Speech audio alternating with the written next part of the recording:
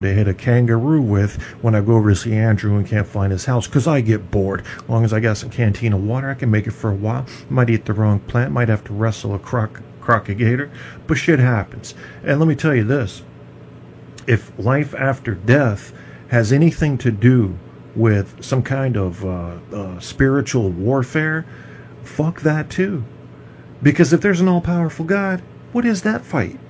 Well, what is he? Is he playing like Nintendo on the easy setting? You just win. You're fucking all-powerful. How you going to have a battle with somebody? He's trying to entertain himself? Really? This is the God you brought to me. Yeah, I'm not buying it. If there's an all-powerful being up there, let me tell you this. It might be. I'm agnostic, so I have to accept that there may be. I say he doesn't give a shit what happens on this planet. He planted the seeds of life and left. He got other shit to do. We got to figure it the fuck out. And maybe the ones that get the reward are the ones that figure out how to make their own afterlife. Maybe the ones that get the reward are the people that realize that due to the irretractable expansion of the universe, we got to create our own universe.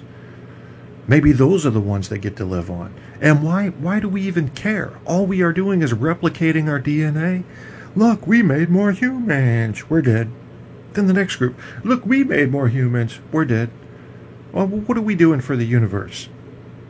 I mean, how could you find meaning in that? If all you can do is say meaning is in survival, then we might as well just hurry up and get ourselves into some kind of wavelengths that just run along with cosmic background radiation, and there you are. You live forever. I mean, even that's got to die out eventually, but maybe we could create some kind of ethereal repeaters to keep the waves alive and amplify them, and maybe jump over to another universe. But what's that? I mean, is this like drops on a leaf? Are we just dropping to another little, jumping over to a little water? What's the point? What is the point of it all? You have 100 different gods and 100 different religions, 1,000 different gods, some of them quite godless. What the hell's the point? Who's right? You don't know. You're just a wee little human. Guys, I think we might very well be accidental here. And I think it might be true that what we are born to do is create more of us. And that doesn't sound like a good goal in the end, does it? Because it doesn't accomplish anything except to keep going. If your only goal is to keep going, then how the hell could you look forward to an afterlife? How come so many Christians, instead of getting ready for their palace in the heavens, are fucking terrified of a deathbed? Yeah, we humans, we need work, but George Carlin's got it figured out. Let's let him finish up. And why is it no one ever says, I think he's down there now, smiling up at us? Apparently it never occurs to people that their loved ones might be in hell. Your parents could be in hell right now. Your parents in hell. Your father for sure. Oh shit, hell is full of dads. Full of dads. Even the ones who took you to the ball game. Just for beating the shit out of you once too often. And fucking the neighbor lady. And fucking the neighbor dog. And who knows, maybe even fucking the UPS man. We'll never know what mischief Dad was up to. Parents in heaven. Parents in hell, excuse me. Kind of gives me a nice feeling, you know? Grandparents in hell. Picture that. Picture your grandmother in hell. Baking pies without an oven. And if someone were in hell, I doubt very seriously he'd be smiling. I think he's down there now, screaming up at us. And I think he's in severe pain. Now, speaking of dead people in heaven, there are some people who not only believe that their dead parents in heaven can see them. Okay? Okay. They honestly believe that their dead parents in heaven can help them. You've heard these people, I'm sure. They honestly somehow believe that their dead parents in heaven can intercede with God on their behalf to gain favors for the living. I come from a Catholic home. I heard this shit. They sit there in the chair with the fucking rosary and they look at you like this, and they say, my dad was looking out for me. He was looking out. I don't know how he got me out of that jam, but he got me out. Oh, my mom was in surgery with me. I could feel her presence in there. Yeah. Fine. Like the people who die have nothing better to do than to run the heavenly branch of the Make-A-Wish Foundation. Now, if people want to believe this kind of stuff, it's fine with me. Let them believe it. I don't want to disabuse anyone of their beliefs. But I have a question about this. A question that involves logic. Let's suppose it's true. Let's allow the proposition that somehow dead parents in heaven can help their living children. Fine. So, we got a family living on earth, father and mother and 4 kids. Family of 6. Good family, nice family, doing all the right things, having a good time, making all the right moves. And the parents go away on a weekend trip and get killed in an accident. And the children, of course, survive. So now, according to this theory, these 2 people go to heaven and they start helping their 4 living children. Helping them with everything they need. Helping them with their science projects, with their SAT scores. Helping them get a good school and get a nice job and get a promotion and a raise and someone to marry, and they all grow up. These 4 kids now grow up and have children of their own. And let's say that all 4 of these now grown children also die at the same time. Just for the sake of argument. Let's say there's an explosion at Thanksgiving dinner. And these 4 die, but their children survive because they were seated at the children's table.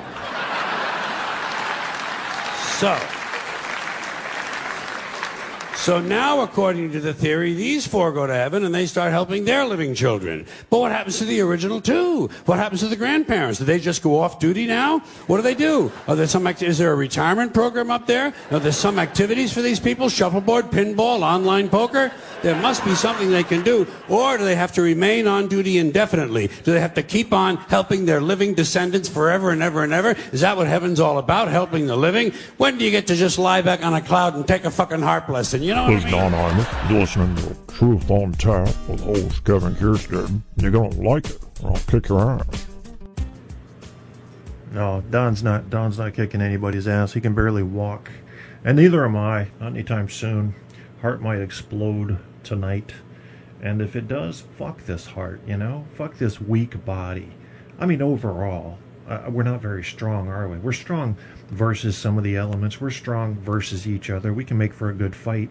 But just a meteorite the size of a beer can, and you're cut in half. Like hot fucking knife through butter, down goes Frazier. Well, that's not really that impressive, is it? So what are we here for? If we're just here to replicate, Aaron says he doesn't really believe in some of the atheists, the universe is here chance-wise, or the Old Testament stuff. There's something in between he's looking for, maybe, or maybe something entirely outside of those possibilities. I like to believe that there is also a possibility that we are a simulation. But even if we're a simulation, it does indicate that there's some reality somewhere that cares enough or was perfect enough to create us as a simulation. And why would that reality exist? There still has to be a why. Nothing... This is the problem with a grand creator conspiracy or theory. It depends on what you want to call it. Which is that there was a reason. And then you can always go back, well, who created him? Who created him? Well, if there's no reason, then life doesn't matter. You're no longer needed, humans. Everybody die now. What are you doing here? I was thinking earlier, Occupy Wall Street. How about Occupy Earth? What if some alien species came and put us here? Just a possibility. Because they wanted us to completely wipe out the forest on the planet and the terribly, let's say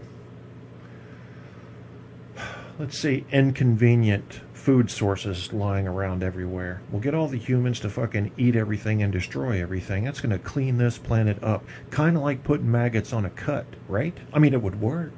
I mean, we are the dominant species. We can ruin this shit if we want to.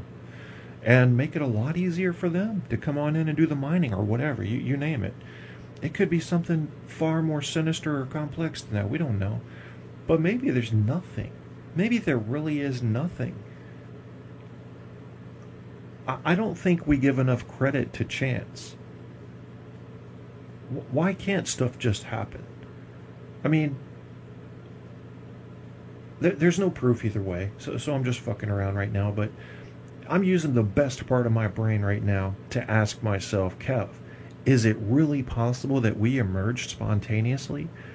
And my brain, doing whatever it's doing with all its little calculations and its subconscious, is saying, yes, it is possible. Highly unlikely, but possible. And is it really, would it be as unlikely if we found more life forms? No, it wouldn't. Not at all. As soon as we find some more life forms on another planet, it's going to completely change the numbers. The Drake equation is kind of a random shot in the dark, but you look at the Drake equation that considers Goldilocks zones of planets and stuff, says something like we have 10,300 intelligent species in our galaxy alone. And how many billions of galaxies are there out there? I mean, this is what makes me think that UFOs have probably been to Earth, some of them extraterrestrial, maybe none of them with an ET in it, just probes, just drones. But it also makes me wonder if they're that advanced, wouldn't their drones be invisible? But then I ask myself this, what if they're barely advanced past us, and they haven't figured out invisibility cloaking yet, but they have figured out interstellar travel? Maybe their technology came up a different limb than ours did, coming up the tree. You never know. You never know. I definitely believe. Here's one thing I do believe, and I have no proof for it. So here's a faith issue. I definitely believe that life is plentiful throughout the universe, whether by design or by chance. I can't see it any other way. Too many opportunities out there. Too many opportunities for it to exist. To just say, no, it's just us. So I don't know. What do you guys think about that? Life in the universe, aliens, not necessarily the gray reptilian-looking creatures, but maybe they look more like Furby. There's Apocalypse. Welcome, Apocalypse. I may die tonight, Apocalypse. Thought I'd come on and just do a final show just in case. It's not an Alan Wayne kind of thing, okay? Because I'll be back if I'm alive, but I might not be alive. And this is the first time in my life I've had serious heart issues and shit, and I don't know. It really had me going earlier, so... it could be aliens. Why do UFOs have lights if they want to remain hidden? That is an awesome question, Andrew. And I think most UFOs probably are either pranks or actually military experiments. Or they could be UFOs from extraterrestrials that are trying to be kind or possibly signal with lights, maybe using math. I mean, this goes back to Close Encounters of the Third Kind, I know, but math is the universal language. It's the one we can all speak. Maybe we're primitive in ours, but... I can imagine them using lights to signify, hey, we're friendly, you know. But, you know, if you take a look at, like, I don't know if this was a UFO for sure, but back in 1940, I don't know, 46-ish, 45, maybe it was like 43. I can't remember if it was before or after Pearl Harbor, but we had some craft flying over California, and they shot something like 4,600 shells at it and didn't knock it out of the sky, and then... So all these skeptics today are saying that was nothing but an illusion. Some soldiers saw some shooting, and all the others. And it was just a weather balloon. I'm tired of hearing about a goddamn weather balloon. I don't know. Sabby says, so far all of UFO have been those things. But are you sure, Sabby? I mean, isn't it at least reasonable to suspect that some alien civilization has sent a probe out this way? At least one? To sample and maybe look for life, and maybe it's just on a sampling mission to go all throughout the stars, and you know, I don't know how that would work. I think we have a lot more to discover. Dimensions, travel, it's going to seem so simple when another Einstein comes along, another few Einsteins that can build off of each other. We're going to figure out travel in a way we haven't even considered yet. It's going to be like, are you fucking kidding? That's all we had to do? It's going to be very simple, but it'll be very complex mathematically. But they'll make it very simple practically. So you ever read Stephen King's what was it, Skeleton Crew or some shit? There's a little short story he wrote called The Jaunt, Remember that one? So you have this thing that's a teleporter essentially, and somebody stepped into the teleporter, but half their body was out of it, so it made this wretched, cut him